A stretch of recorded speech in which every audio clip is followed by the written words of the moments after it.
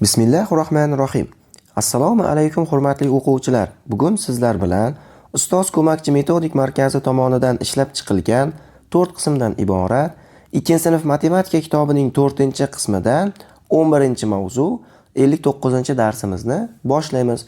Mavzuimiz nomi 3 xonali sonni 1 xonali songa ko'paytirish.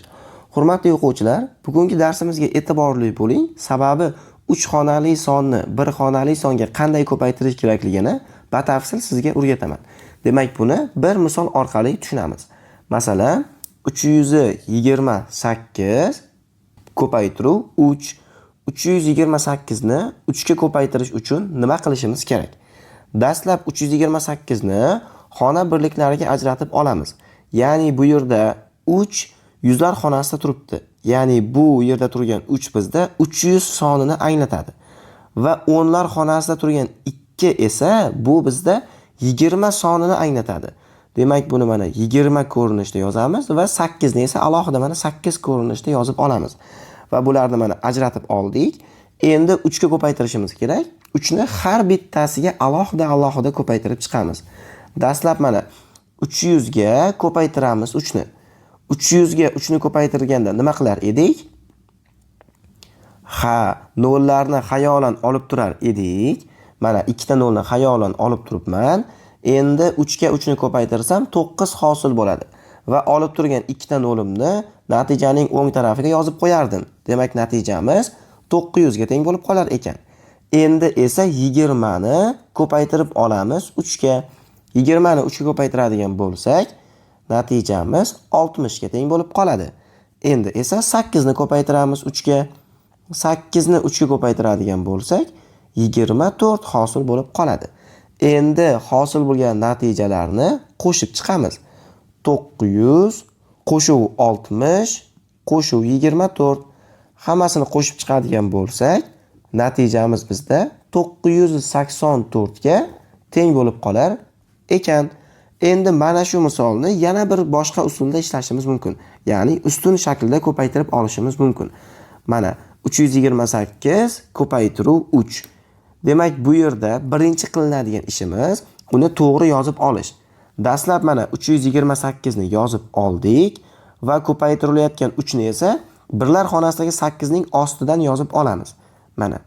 Va endi ko'paytirishni boshlaymiz. 3 ni dastlab ko'paytiramiz 328 ning birlar xonasidagi raqami, ya'ni 8 ga. 3 ni 8 ga ko'paytiradigan bo'lsak, 24 hosil bo'ladi. Biz bu yerdagi 24 ning faqatgina 4 ni yozamiz. Chunki bu birlar xonasi yoziladigan joy. Va 2 ta o'nligini esa dilda saqlab turamiz. Buni esdan chiqarmasligimiz uchun o'nlar xonasidagi 2 ning tepasiga mana 2 ni yozib qo'ydim. Endi ikkinchi qiladigan ishimiz 3 ni ko'paytiramiz 328 ning o'nlar xonasidagi raqami, ya'ni 2 ga. 3 ga 2 ni ko'paytiradigan bo'lsak, natijamiz 6 ga teng bo'lib qoladi. Lekin biz 2 ni saqlab turgan edik tilda. Mana shu 6 ga 2 ni qo'shib olishimiz kerak bo'ladi. Shunda natijamiz 8 ga teng bo'lib qoladi. Endi 3-chi qiladigan ishimiz esa bu 3 ni ko'paytirishimiz kerak 328 ning yuzlar xonasidagi raqamiga, ya'ni 3 ga. Endi 3 ga 3 ni ko'paytiradigan bo'lsak, 9 hosil bo'lib qolyapti. Demak, 328 ni 3 ga ko'paytiradigan bo'lsak, natijamiz 984 ga teng bo'lib qolar ekan. Tushundingizmi? Mana shu o'rgangan ma'lumotimizga ko'ra ba'zi bir misollarni ishlab ko'ramiz. Masalan, birinchi misol shartida aytilyaptiki, ko'paytmani toping. Mana 125 ni 3 ga ko'paytirib olamiz. Demak, buni ustun shaklda ko'paytiramiz. 3 ni dastlab 125 ning birlar xonasidagi raqami 5 ga ko'paytirib olamiz. 3 ga 5 ni ko'paytiradigan bo'lsak, 15 hosil bo'ladi. Biz bu yerga birlar xonasini yozishimiz kerak, ya'ni 5 ni yozishimiz kerak. Va bitta o'nlikni esa esdan chiqarmaslik uchun 2 ning tepasiga yozib qo'yamiz. Endi ikkinchi qiladigan ishimiz bu 3 ni ko'paytiramiz o'nlar xonasidagi raqam 2 ga. 3 ga 2 ni ko'paytiradigan bo'lsak 6 hosil bo'ladi. Lekin biz 1 ni asrab qo'ygan edik. Uni qo'shib yuborsak 7 hosil bo'ladi. Endi esa 3 ni ko'paytiramiz. Yuzlar xonasidagi raqam 1 ga. 3 ga 1 ni ko'paytiradigan bo'lsak, natijamiz 3 ga teng bo'lib qoladi.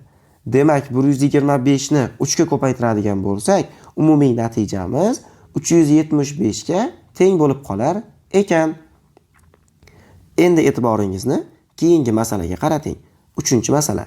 Shartida aytilyaptiki, kvadratning bitta tomonining uzunligi 165 cm, uning perimetrini toping va metrda ifodalang.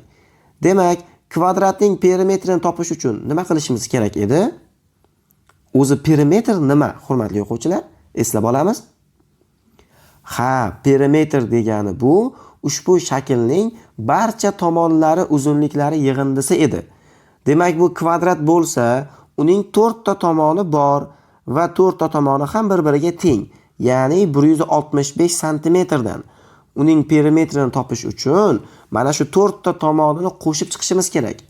Yoki osonroq usulda qanday ishlashimiz mumkin? Ha, barakalla. Perimetrini topish uchun tomonini 4 ga ko'paytirib olishimiz kerak. 4 ko'paytiruv 165 hosil bo'lib qoladi. Demak, biz buni endi ustun shaklda ko'paytirib olamiz. 165 ni 4 ga ko'paytirsak, dastlab 4 ni 165 ning birlar xonasidagi raqam 5 ga ko'paytirib olamiz. 4 ga 5 ni ko'paytirsak 20 hosil bo'ladi. Biz bu yerga 0 ni yozamiz. Chunki bu birlar xonasi yoziladigan joy.